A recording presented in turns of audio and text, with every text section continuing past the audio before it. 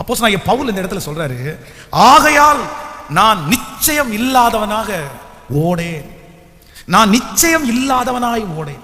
அப்படின்னா ஆண்டவர் தான் அவரை நடத்துறாரு, ஆண்டவர் தான் அவரை பயன்படுத்துறாரு, ஆண்டவர் தான் அவரை வேறு பிரிச்சாரு. ஆனால் இப்ப அவருடைய வாழ்க்கையில என்ன இருக்கு அப்படின்னு சொன்னா, ஒரு பெரிய லட்சியம் இருக்குது, ஒரு பெரிய தரிசனம் இருக்குது. நான் நிச்சயம் இல்லாதவனாய் ஓடேன் அப்படின்னா தரிசனம் இல்லாதவனா நான் ஓடுறது இல்லை.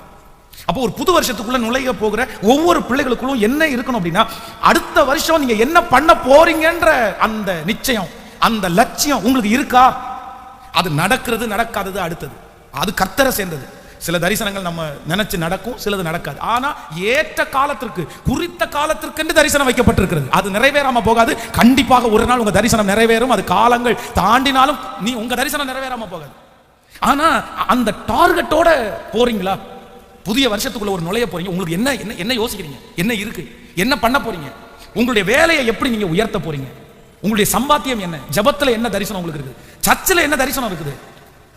உங்களுடைய பரிசுத்த வாழ்க்கையில உங்களுடைய தரிசனம் என்ன? ஏதாவது இருக்கா? சிலர் அப்படி அது எதுவுமே இருக்காது அவங்களுக்கு. அவ்வளவுதான், சாப்பிட்டமா தூங்கினமா. அதான் ஒரு 85 வயசான ஒரு அம்மா வந்து ஒரு பாஸ்டருக்கு முன்னாடி உட்கார்ந்து சொன்னாங்க, எனக்காக ஜெபம் பண்ணுங்க. எனக்கு அப்படி உடனே அப்பா அவர் கேட்டாராமா, 85 வயசு ஆச்சுமா அவனுக்கு, உங்களுக்கு என்ன ஜெப குறிப்புன்னு கேட்டாராமா. உடனே அவன் சொன்னாங்களாமா, எனக்கு கண்ணு தெரியணும்னு ஜெபம் பண்ணுங்க. உடனே இவர் நினைச்சாராமா, 85 வயசுல உங்களுக்கு தெரிஞ்சா என்ன? இல்ல அப்படி அவர் சொல்லும் போது சொன்ன, தெரிஞ்சா என்ன தெரியல என்ன அப்படி.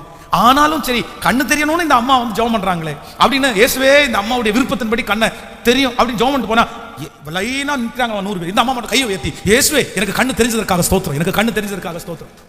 சோ 85 வயசுல கர்த்தருடைய சமூகத்துல ஒரு அற்புதத்தை வாங்கணும்னு ஒரு அம்மாவுடைய ஜெபத்தை கர்த்தர் கேட்டு அங்கேயே அற்புதம் செய்வாருன்னா, சாதிக்கணும், வாழணும், தரிசனம் இருக்கிறவங்களுக்கு என் கர்த்தர் அந்த தரிசனத்துக்கு உயிர் கொடுக்காம போக மாட்டாரு. உன் ஆகாரத்தை தண்ணீர்கள் மேல் போடு, அநேக நாட்களுக்கு பின்பு அதனுடைய பலனை காண்பாய்.